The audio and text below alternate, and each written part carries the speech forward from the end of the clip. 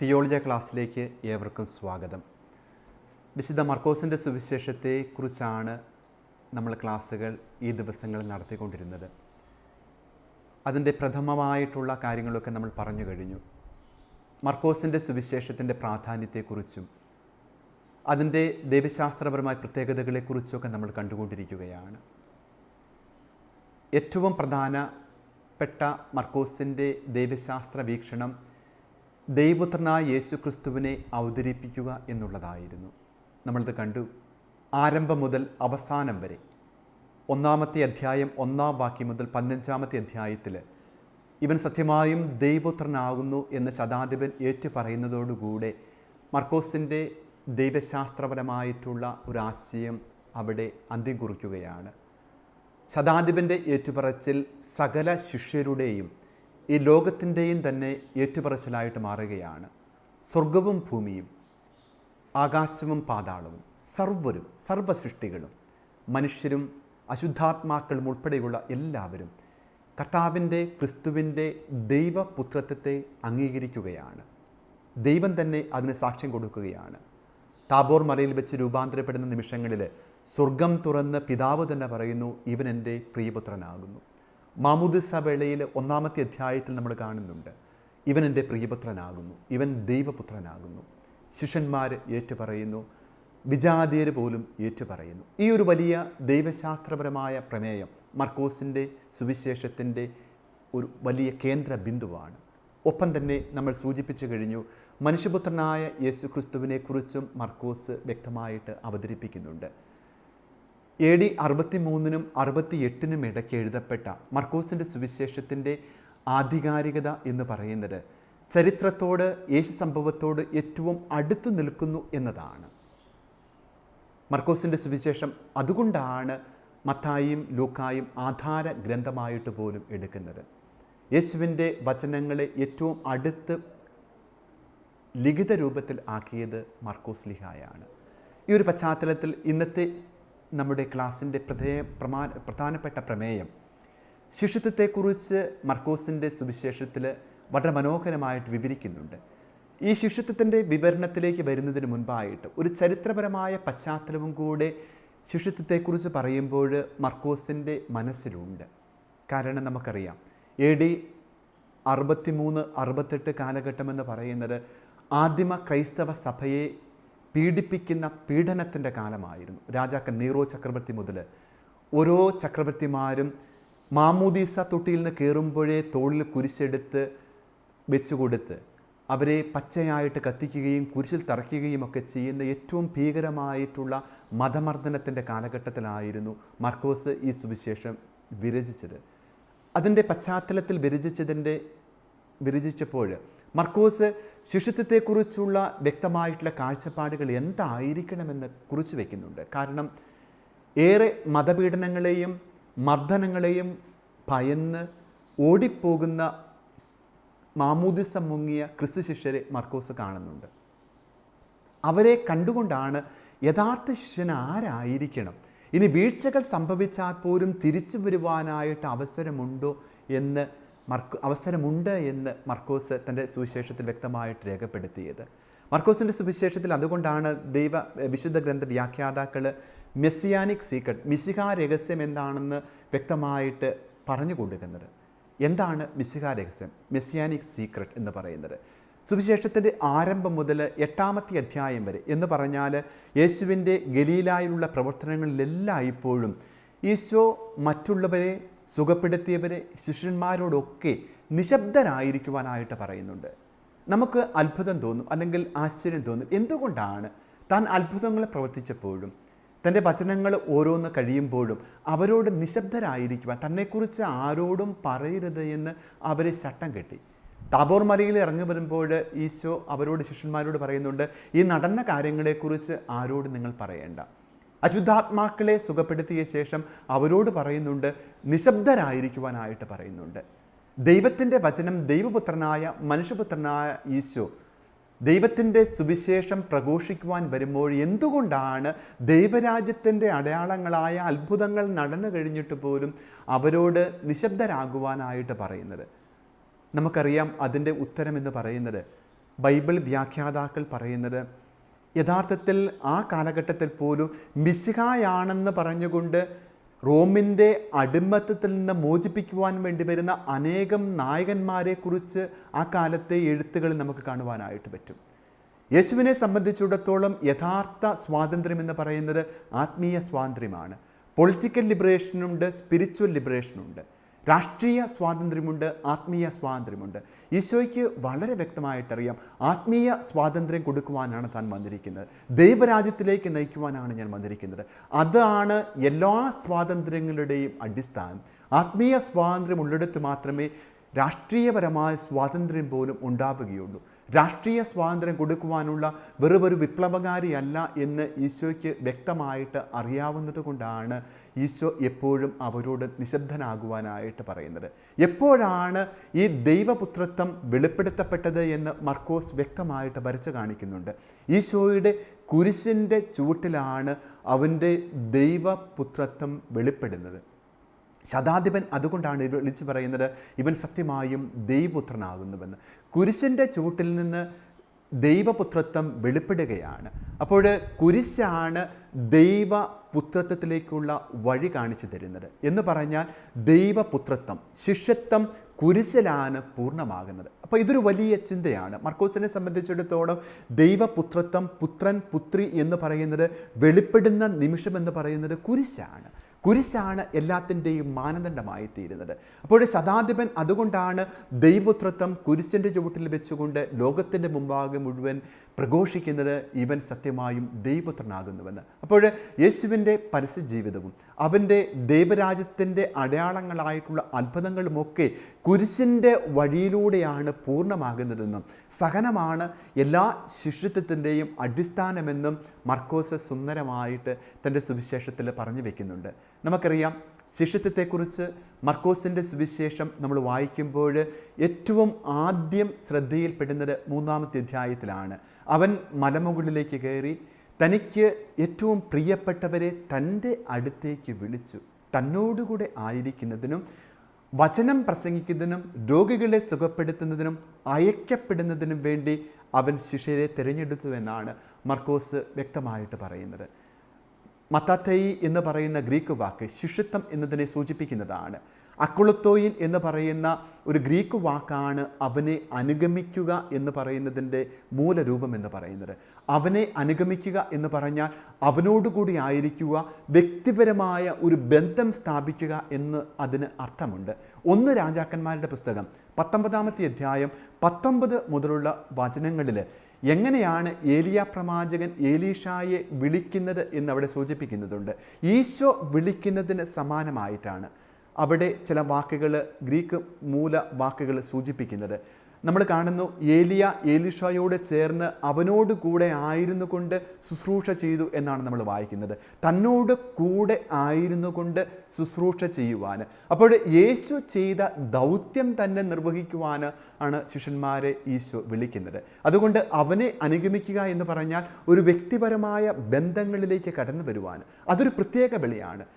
യേശുവിൻ്റെ നാമത്തിൽ പരിശുദ്ധാത്മാവിനെ സ്വീകരിച്ച ക്രിസ്ത്യാനികളായിത്തീർന്ന സകലരും വിളിക്കപ്പെട്ടവരുടെ മേഖലയിലേക്ക് ഉയർത്തപ്പെട്ടവരാണെന്നുള്ള ഒരു വലിയ ചിന്ത മർക്കോസ് തരുന്നുണ്ട്. ഇതൊരു പ്രത്യേക വിളിയാണ്. ക്രിസ്ത്യാനി ആവുക എന്ന് പറയുന്നത് വിളിക്കപ്പെട്ടവരുടെ, തിരഞ്ഞെടുക്കപ്പെട്ടവരുടെ പ്രത്യേകമായിട്ടുള്ള വിളിയാണെന്ന് മർക്കോസ് കാണിച്ചു തരികയാണ്. അതൊരു വ്യക്തിപരമായ ബന്ധത്തിലേക്കും അവനോടുകൂടെ ആയിരിക്കുവാനും അവന് വേണ്ടി ശുശ്രൂഷ ചെയ്യുവാനുമുള്ള ഒരു വലിയ വിളിയാണ്. നമ്മൾ ആദ്യമേ സൂചിപ്പിച്ചതുപോലെ ഈ ഒരു വലിയ വിളി ശിഷ്യത്വം ചെന്ന് അവസാനിക്കുന്നത് കുരിശിലാണ്. അതിൻ്റെ പാതകൾ പോലും കുരിശിൻ്റെ വഴികളാണ്. അവിടെയാണ് ദൈവപുത്രത്വം പരീക്ഷിക്കപ്പെടുന്നത്. കുരിശിൽ കിടന്നുകൊണ്ട് നീ സത്യമായിട്ടും ദൈവപുത്രനാണെങ്കിൽ ഇറങ്ങി വരിക എന്ന് അവനെ വെല്ലുവിളിക്കുമ്പോൾ പിതാവിൻ്റെ പ്രതിച്ഛായയായ പുത്രൻ അവിടെ വീണു പോകുന്നില്ല, തടർന്നു പോകുന്നില്ല. അപ്പോൾ ദൈവപുത്രത്വം പൂർണ്ണമായിട്ടും പരീക്ഷിക്കപ്പെടുന്നത് കുരിശിൻ്റെ മുകളിലാണെങ്കിൽ, കുരിശിൻ്റെ മേളിലാണെങ്കിൽ, ഓരോ വിളിക്കപ്പെട്ട ശിഷ്യനും പരീക്ഷിക്കപ്പെടുന്നത് അവൻ്റെ ദൈവപുത്രത്വവും പുത്രിത്വവും പരീക്ഷിക്കപ്പെടുന്നത് ഈ കുരിശിലാണ്. അവിടെയാണ് പരീക്ഷണ വേദി. ഉലയിൽ ഊതി കാച്ചുന്ന സ്വർണം എന്ന കണക്കെ അഗ്നിയിൽ ചുട്ട് നീറ്റി എടുക്കപ്പെടുന്ന സ്വർണത്തിൻ്റെ പരിശുദ്ധിയായിട്ട് ഒരു ശിഷ്യത്വം പൂർണ്ണമാകുന്നത് ഈ കുരിശിൻ്റെ വേദനകളിലൂടെ വഴികളിലൂടെ കടന്നു പോകുന്നതാണെന്ന് മർക്കോസിൻ്റെ സുവിശേഷകൻ നമ്മുടെ മുമ്പിൽ വരച്ചു കാണിക്കുന്നുണ്ട്. ഇനി മനോഹരമായിട്ട് മർക്കോസ് പറയുന്ന ശിഷ്യത്വത്തെക്കുറിച്ച് പറയുന്ന വേറൊരു ചിന്തയും കൂടിയുണ്ട്. ശിഷ്യത്വത്തെക്കുറിച്ച് മർക്കോസ് പറയുന്ന കുറേ കാര്യങ്ങൾ നമ്മളെ ആശ്ചര്യപ്പെടുത്തുന്നതാണ്. 1-ാമത്തെ അധ്യായം തുടങ്ങി നമ്മൾ ഇപ്രകാരം കാണുന്നുണ്ട്. 1-ാമത്തെ അധ്യായത്തിൽ കാണുന്നു, നീരസത്തോടെ അവൻ്റെ ശിഷ്യന്മാർ അവനെ തേടിച്ചെന്നു എന്ന് നമ്മൾ കാണുന്നുണ്ട്. ശിഷ്യത്വത്തിൻ്റെ ഒരു അടയാളമായിട്ട് അല്ലെങ്കിൽ അവരുടെ പ്രത്യേകതയായിട്ട് മർക്കോസ് കാണിക്കുന്നത് ആദ്യമായിട്ട് നീരസത്തോടെ അവനെ തേടി ചെല്ലുന്നവരാണ്. വീണ്ടും 1-ാമത്തെ അധ്യായത്തിൽ കാണുന്നുണ്ട്, അവനെ പിശാച് ബാധിച്ചവരാണെന്ന് വിചാരിച്ചുകൊണ്ട് അവൻ്റെ പ്രിയപ്പെട്ടവരും ശിഷ്യരും അവനെ പിടിച്ചുകൊണ്ടു പോകുവാൻ ശ്രമിക്കുന്നതായിട്ട് കാണുന്നുണ്ട്. 2 നീരസത്തോടുകൂടെ, 2-ാമത്തത് തെറ്റിദ്ധരിക്കപ്പെടുന്ന ഒരു സ്ലീഹന്മാരെ കുറിച്ച് കാണുന്നുണ്ട്. വീണ്ടും നമ്മൾ കാണുന്നുണ്ട്, ഈ ഹൃദയം മന്ദീഭവിച്ചവരെ എന്ന ശിഷ്യന്മാരെ ഈശോ വിളിക്കുകയാണ്. ഇതൊന്നും മനസ്സിലാക്കുവാനായിട്ട് നിങ്ങൾക്ക് നിങ്ങളുടെ ഹൃദയം തുറക്കുന്നില്ലേ എന്ന് ചോദിച്ചുകൊണ്ട് ഈശോ പറയുന്നുണ്ട്, ഹൃദയം മന്ദീഭവിച്ചവരെ.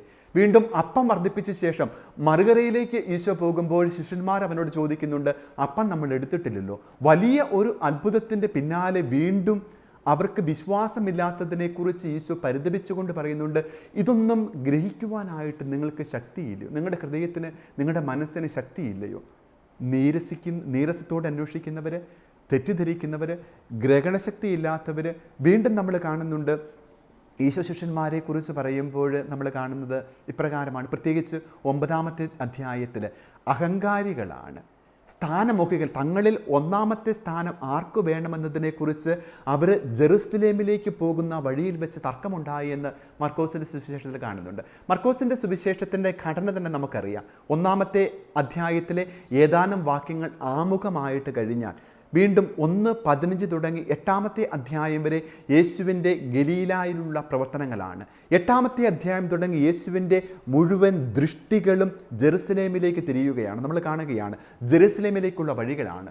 ഈ ജെറുസലേമിലേക്കുള്ള വഴിയിൽ വെച്ചാണ് ഈശോ യഥാർത്ഥ ശിഷ്യൻ എപ്രകാരമായിരിക്കണമെന്ന് പഠിപ്പിക്കുന്നത്. കാരണം ശിഷ്യത്വം ഒരു പാതയാണ്, ശിഷ്യത്വം ഒരു വഴിയാണ്.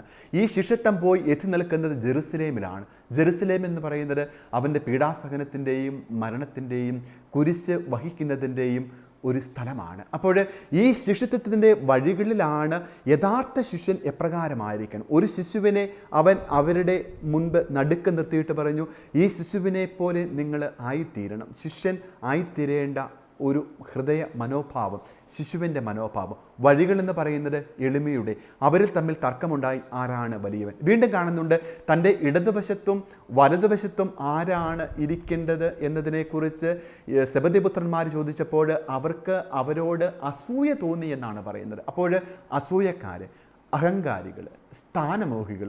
വീണ്ടും നമ്മൾ കാണുന്നുണ്ട്, ഈ ജെറുസലേം പ്രവർത്തനങ്ങൾ അവസാനിപ്പിക്കുമ്പോൾ ചെന്നെത്തി നിൽക്കുന്നത് യേശുവിൻ്റെ പീഡാസഹന വിവരണങ്ങളിലാണ്. മർക്കോസിൻ്റെ സുവിശേഷത്തിൽ ഈ പീഡാസഹന വിവരണത്തിൽ നമ്മൾ കാണുന്നുണ്ട്, പ്രാർത്ഥിക്കാത്തവരാണ്. അവൻ പ്രാർത്ഥിക്കുവാനായിട്ട് ക്ഷണിച്ചപ്പോൾ അവർ ഉറങ്ങുന്നവർ, അപ്പോൾ പ്രാർത്ഥിക്കാത്തവർ. വീണ്ടും ശിശുക്കളെ തടയുന്നവർ. അപ്പോഴാണ് ഈശോ പറയുന്നത്, അവരെ തടയേണ്ട, എൻ്റെ അടുത്തേക്ക് വരുവാനായിട്ട് അവരെ അനുവദിക്കണം. ഈ പീഡാസഹനത്തിൻ്റെ വേളയിൽ ഉപേക്ഷിച്ച് ഓടിപ്പോകുന്ന ശിഷ്യന് വീണ്ടും അവസാനമായിട്ട് കാണുന്നു തള്ളിപ്പറയുന്ന ശിഷ്യന്. അപ്പോൾ ശിഷ്യരെക്കുറിച്ച് പറയുമ്പോഴൊക്കെ മർക്കോസ് ശ്ലീഹ ഇപ്രകാരം അവരുടെ കുറവുകൾ പച്ചയായിട്ട് ഏറ്റുപറയുകയാണ്. നീരസത്തോടുകൂടി അന്വേഷിക്കുന്നവർ, തെറ്റിദ്ധരിച്ചവർ, ഗ്രഹണശക്തി ഇല്ലാത്തവർ, മന്ദബുദ്ധികൾ, സ്ഥാനമോഹികൾ, അഹങ്കാരികൾ, വലിയവരെന്ന് വിചാരിക്കുന്നവർ, പ്രാർത്ഥിക്കാത്തവർ, ഓടിപ്പോകുന്നവർ, ഉപേക്ഷിക്കുന്നവർ. ഇങ്ങനെ ഓരോന്നും മർക്കോസ് എടുത്തെടുത്തെടുത്ത് പറയുകയാണ്. ഇതെന്തുകൊണ്ടാണ് ഇപ്രകാരം പച്ചയായിട്ട് മർക്കോസ് ശിഷ്യത്വത്തെക്കുറിച്ച് അവതരിപ്പിക്കുന്നത്? ഇതുകൊണ്ടാണ് ഞാൻ ആദ്യമേ പറഞ്ഞത്, മർക്കോസ് എഴുതിയ ഒരു കാലഘട്ടമുണ്ട്, മതമർദ്ദനത്തിൻ്റെ കാലഘട്ടമാണ്. മാമോദീസ തൊട്ടിയിൽ നിന്ന് കയറുമ്പോഴേ കുരിശെടുത്തുകൊണ്ട് തോളിൽ വെച്ച് കുരിശിൻ്റെ വഴിയിലൂടെ നടന്ന് അവസാനം വധിക്കപ്പെടാൻ ആയിട്ട് വിധിക്കപ്പെട്ടിട്ടുള്ള ക്രിസ്ത്യാനികളുടെ മുമ്പിൽ നിന്നുകൊണ്ടാണ് മർക്കോസ് ഇത് എഴുതുന്നത്. നമ്മൾ കാണുന്നുണ്ട് അനേകർ മാമോദിസ സ്വീകരിച്ചെങ്കിലും വിശ്വാസത്യാഗം നടത്തുന്നത് നമ്മളവിടെ കാണുന്നുണ്ട്. ക്രിസ്തുവിനെ ഉപേക്ഷിച്ച് ഓടിപ്പോകുന്ന ആദിമ ക്രൈസ്തവ സമൂഹത്തെക്കുറിച്ച് ചരിത്രഗ്രന്ഥങ്ങളിൽ സൂചനകളുണ്ട്. ഇവരുടെ മുമ്പിൽ നിന്നുകൊണ്ടാണ് മർക്കോസ് പറയുന്നത്, ക്രിസ്തുവിനെ ഉപേക്ഷിച്ച് ഓടിപ്പോയാൽ പോലും അവനിലേക്ക് വീണ്ടും തിരിച്ചു വരുവാനുള്ള ഒരു വലിയ വേദി ഈശോയുടെ ആ ഒരു കാരുണ്യത്തിൻ്റെ മുമ്പിൽ ഒരുങ്ങുന്നുണ്ട്.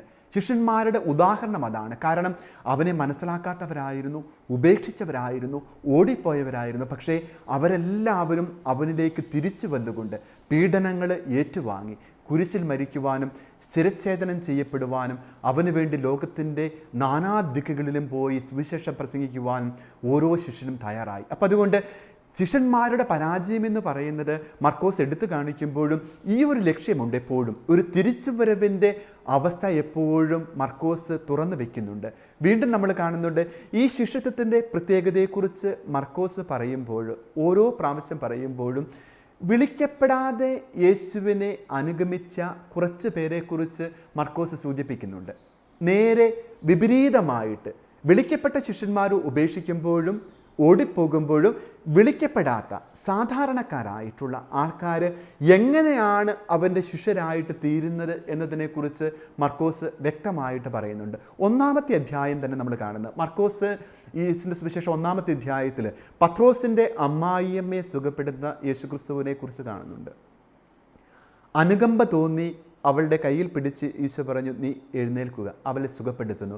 നമ്മൾ കാണുന്ന ഗ്രീക്ക് വാക്യപ്രകാരമാണ് ദിയാക്കോണ്, ശുശ്രൂഷിക്കുക. അവൾ എഴുന്നേറ്റ് യേശുവിനെയും ശിഷ്യരെയും ശുശ്രൂഷിച്ചു. അപ്പോൾ ആദ്യം തന്നെ ശിഷ്യരല്ലാത്ത ഒരു വ്യക്തി യേശുവിനെ ശുശ്രൂഷിക്കുവാനായിട്ട് തുടങ്ങുകയാണ്. 1-ാമത്തെ അധ്യായത്തിൽ കുഷ്ഠരോഗിയെ സുഖപ്പെടുത്തുമ്പോൾ ഈ കുഷ്ഠരോഗി യേശുവിനെ പ്രഘോഷിക്കുന്നു എന്നാണ് നമ്മൾ കാണുന്നത്.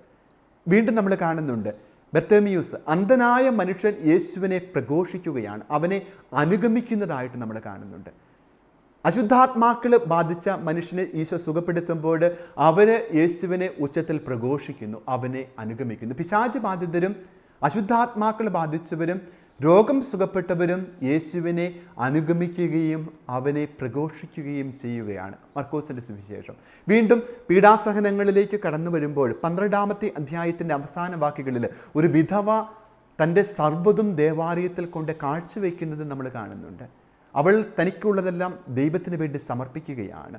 സമർപ്പണമെന്ന് പറയുന്നതാണ് ശിഷ്യത്വത്തിൻ്റെ കാതലെങ്കിൽ ശിഷ്യരായിട്ട് വിളിക്കപ്പെടാത്ത സാധാരണയായൊരു സ്ത്രീയെ മുന്നിൽ നിർത്തിക്കൊണ്ട് കർത്താവ് പറയുകയാണ്, ദാ ഈ സ്ത്രീയെ നോക്കൂ, അവളാണ് യഥാർത്ഥ ശിക്ഷ. അവൾ തനിക്കുള്ളതെല്ലാം ദൈവത്തിൻ്റെ മുമ്പിലേക്ക് സമർപ്പിക്കുകയാണ്.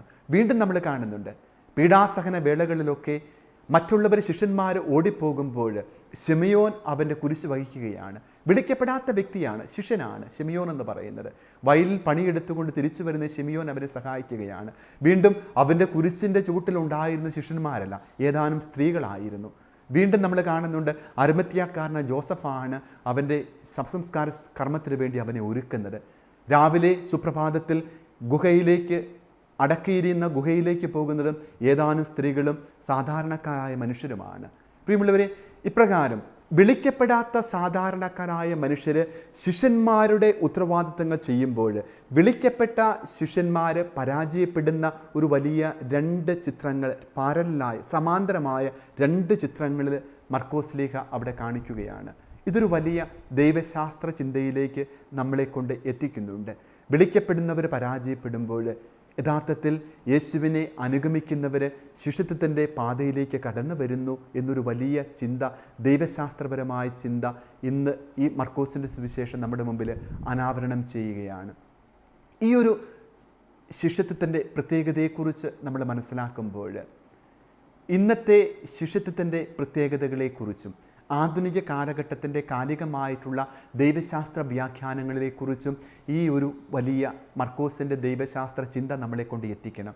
ഇന്നും നമ്മൾ ഓരോരുത്തരും അവൻ്റെ പ്രിയപ്പെട്ടവരാണ്, വിളിക്കപ്പെട്ടവരാണ്. ഓരോ ക്രിസ്ത്യാനിയും ക്രിസ്തുവിൻ്റെ പ്രത്യേകമായി തിരഞ്ഞെടുക്കപ്പെട്ടവരാണ്.